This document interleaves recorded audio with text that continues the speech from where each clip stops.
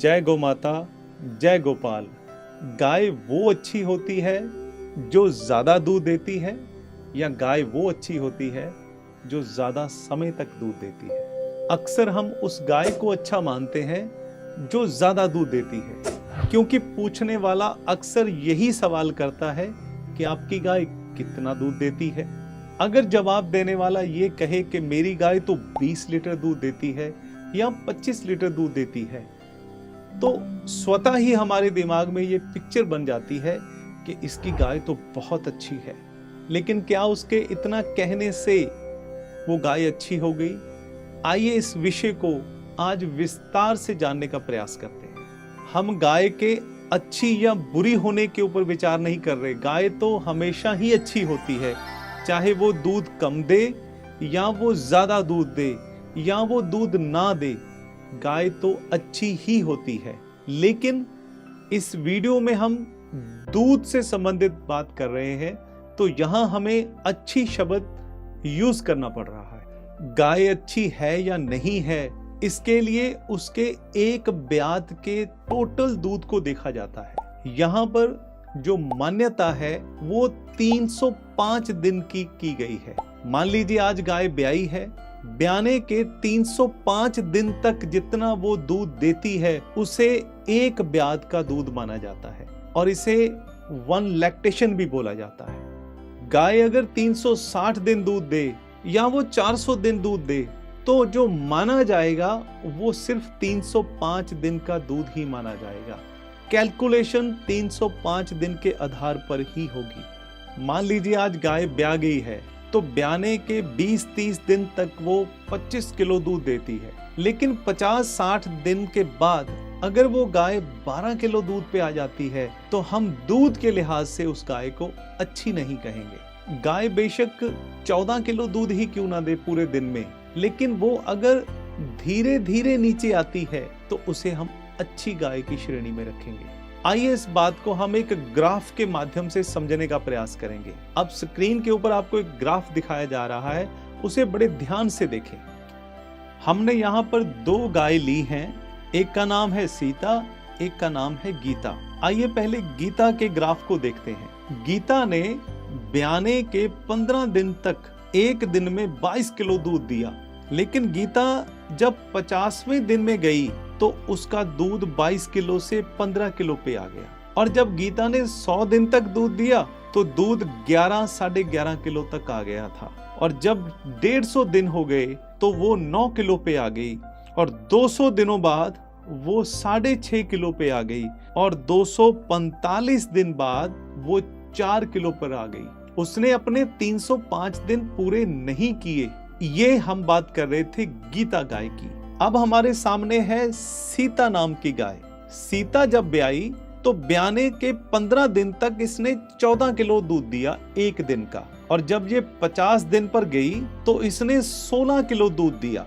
100 दिन पूरे होने के बाद ये फिर 14 किलो पर आ गई। 150 दिन हो जाने के बाद ये 13.5 किलो दूध देने लगी। 200 दिन हो जाने पर इसका दूध था 12-12.5 किलो, और 245 दिन में ये 10 किलो दूध दे रही थी। 300 दिन हो गए हैं और अब सीता 5.5 किलो दूध अभी भी दे रही है, और 305 दिन कंप्लीट होने के बाद अब सीता 4 किलो दूध अभी भी दे रही है। सीता दूध आगे भी देगी, लेकिन हमारी गणना यहाँ समाप्त हो जाएगी क्योंकि 305 दिन पूरे हो गए हैं। अब दोनों का कंपैरिजन करते हैं। आप ग्राफ को ध्यान से देखिए कि पहली जो गाय है गीता, उसने 22 किलो दूध दिया एक दिन के अंदर, लेकिन वो जल्दी नीचे आ गई और आती गई और 245 दिन बाद वो उसने दूध बंद कर दिया। हालांकि इसके उल्ट सीता ने सिर्फ 14 किलो दूध से शुरुआत की थी। 22 किलो और 14 किलो में बहुत अंतर है, लेकिन इसने निरंतर दूध दिया और धीरे धीरे नीचे आई। 14 से 16 किलो पर थोड़ी सी ऊपर गई, 16 से फिर 14 किलो पे आ गई, फिर 13 किलो पे आ गई, फिर 12 किलो पे आई, फिर 10 किलो पर आई, फिर 6 किलो पे आई, और लास्ट में ये 4 किलो पर इसने समाप्ति कर दी। इस ग्राफ को देखने के बाद मुझे लगता है आप बिल्कुल समझ गए होंगे कि सीता गाय अच्छी है या गीता गाय अच्छी है। गाय दोनों ही अच्छी हैं। बेशक गीता ने 22 किलो से शुरुआत की थी, लेकिन वो जैसे जैसे दिन बीतते गए वो जल्दी 15 किलो पे आ गई और धीरे धीरे वो बहुत नीचे आ गई। लेकिन जो सीता नाम की गाय है वो बहुत धीमी रफ्तार में नीचे आई। बस मैं आपको यही बताना चाहता हूं कि जो गाय ज्यादा दूध दे वो गाय जरूरी नहीं है कि अच्छी होती है। जो गाय लंबा दूध दे और निरंतर दूध दे वो गाय अच्छी होती है। अब मेरा सवाल आपसे है, आप भी गौपालक हैं, क्या आप अपनी गाय का दूध नोट करते हैं? और मेरे ख्याल से आप में बहुत कम लोग होंगे जो अपनी गाय के डेली के दूध को मापते होंगे। कई तो ऐसे होंगे जिन्होंने कभी दूध को मापा ही नहीं होगा। उनकी गाय ने ज्यादा दूध दे दिया तो उनको लगता है कि ये गाय हमारी सर्वश्रेष्ठ है। लेकिन जब तक आप दूध को मापेंगे नहीं, आप ये निर्णय नहीं कर पाएंगे कि कौन सी गाय अच्छी है। हम आपसे अनुरोध करते हैं कि आप अपनी गायों का दूध नोट करना शुरू कर दें। आप कहेंगे कि हम क्यों करें ये झंझट, हम दूध को क्यों मापें, क्यों तोलें? आपका सवाल वाजिब है।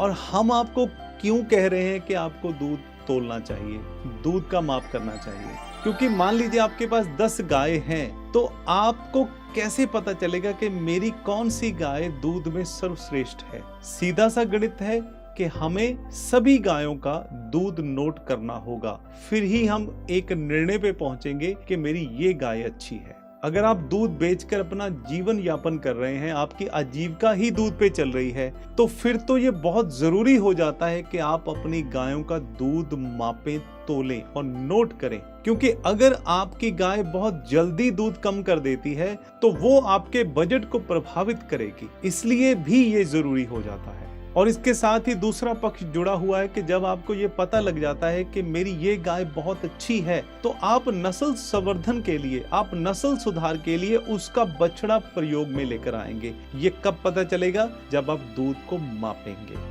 दूध का माप लेने के विषय में हमें बनिया बनना पड़ेगा। बनिया समुदाय को आप सब लोग जानते हैं, वो हर एक छोटे या ज्यादा बड़े खर्चे का हिसाब किताब अपनी बही के ऊपर रखता है। बिल्कुल हमें गौपालक को एक बनिया बनना पड़ेगा। आज गाय ने दूध कितना दिया, हफ्ते बाद गाय ने दूध कितना दिया, महीने बाद गाय ने दूध कितना दिया और पूरे ब्यात में गाय ने कितना दूध दिया, ये एक बनिए की तरह हमें नोट करना होगा। यहाँ पर हम आपका मार्ग थोड़ा और सरल कर देते हैं। अगर आप प्रतिदिन गाय का दूध मापना नहीं चाहते या नहीं माप सकते तो कोई दिक्कत नहीं है, आप अपनी गाय का दूध हफ्ते बाद नोट कर सकते हैं।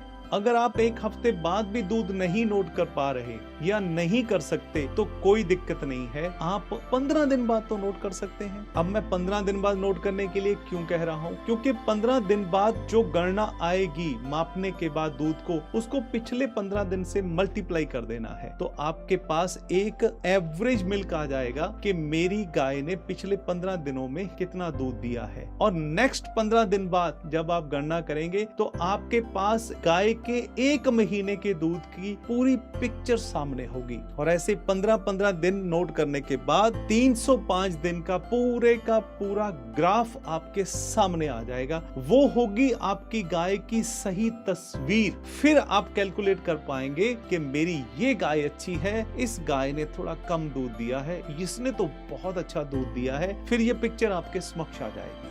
शुरुआत में आपको ये काम थोड़ा सा झंझट वाला लगेगा, थोड़ा बोझिल लगेगा, लेकिन मैं फिर भी आपसे अनुरोध करूंगा कि आप इसको अपनी आदत बनाएं, क्योंकि 6 महीने बाद आपके सामने एक स्पष्ट तस्वीर आ जाएगी जिससे आप ये निर्णय कर पाएंगे कि आपकी कौन सी गाय सबसे अच्छी है।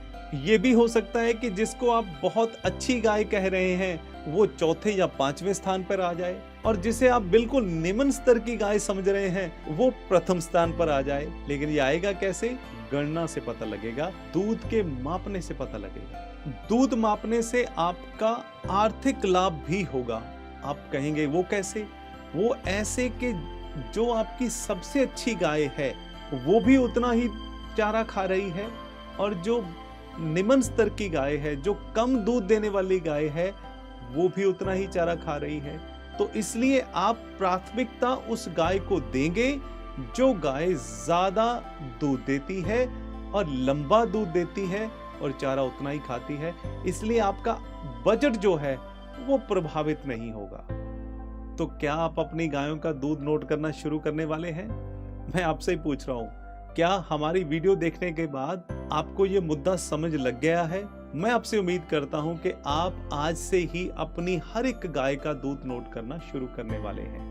आज से 12-13 साल पहले कामधेनु गौशाला ने भी जब ये दूध मापना शुरू किया था तो ये काम बड़ा बोझिल सा लगा था, लेकिन धीरे धीरे इसको हमने करना शुरू किया, क्योंकि एक दिन में लगभग उस समय की बात करूं तो 60-70 गाय दूध में होती थी, लेकिन आज हमारे पास लगभग 170 गाय हमेशा दूध में रहती हैं। लेकिन अब ये हमारी आदत बन चुकी है, क्योंकि हमारे पूरी गौशाला की तस्वीर स्पष्ट हो गई है। आज कामधेनु गौशाला के पास अपनी सभी गायों के दूध का रिकॉर्ड है। दूध के साथ साथ उनको क्या मेडिकेशन दिया गया, क्या दवाइयां दी गई, कौन से डॉक्टर ने इंसेमिनेशन किया, किस व्यक्ति ने दूध तोला, कितना दूध आया, ये सब प्रकार का जो रिकॉर्ड है हमारे कंप्यूटर में है। इसी रिकॉर्ड के आधार पर हम अपनी श्रेष्ठ गायों के बछड़ों को संवर्धन के लिए चुनते हैं, और वही बछड़े KGSG में जाते हैं, जिनका सीमन कलेक्ट किया जाता है और पूरे भारत में भेजा जाता है। मैं अंत में ये उम्मीद करता हूं कि आपको ये पूरा मुद्दा समझ आ चुका होगा। मैं आपसे फिर अनुरोध करूंगा कि इस मुद्दे की गंभीरता को समझने का प्रयास करें और आप अपनी गायों के दूध का माप करना शुरू कर दें। एक छोटा सा माप यंत्र होता है जो कि आपको लेना होगा और दूध को मापना है और जस्ट अपने रजिस्टर पर नोट करना है। और अगर आपका कोई प्रश्न है तो आप कमेंट में हमें पूछ सकते हैं। हमारे कामधेनु गौशाला YouTube चैनल को सब्सक्राइब जरूर करिएगा और इस वीडियो को लाइक जरूर करिएगा। आपका बहुत बहुत धन्यवाद। जय गौ माता, जय गोपाल।